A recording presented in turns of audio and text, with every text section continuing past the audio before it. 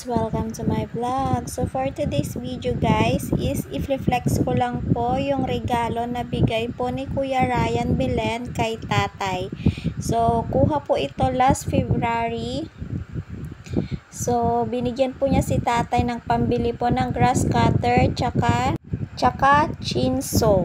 So yan siya guys, sobrang happy po ni tatay. So again, thank you again to all family Belen, Kuya Ryan, Ate Maylene, Nicole and Ian. So yan guys, matagal na pong pangarap ni tatay magkaroon po neto, lalong lalo na po yung grass cutter kasi kailangan po niya sa bukid.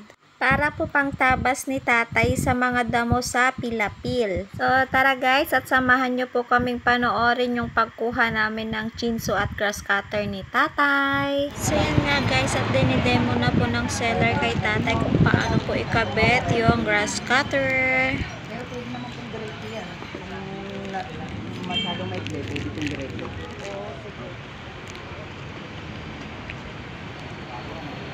Bago, hindi ko pa nga tinanggal. Magkano lahat, Ali? 7.5 yung usapan.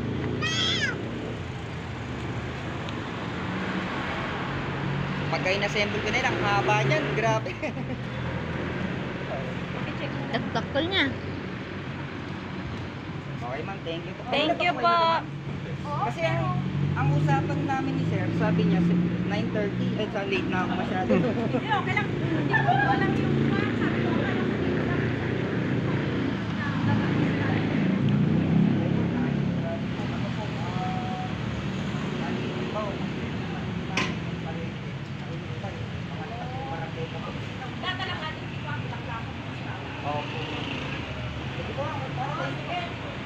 Okay. Pakitawagan na lang po si Sir na okay na po tsaka kung sakali tawag na lang po.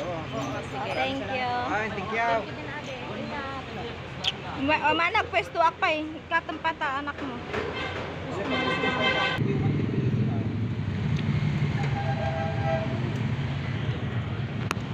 Grass cutter at chainsaw ni tatay.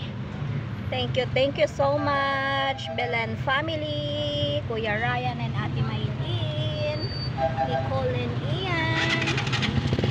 Thank you for the blessing.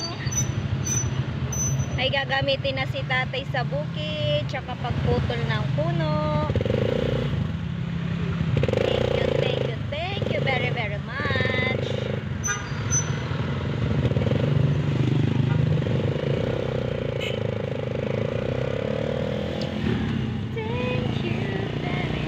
Wag mong hawakan anak.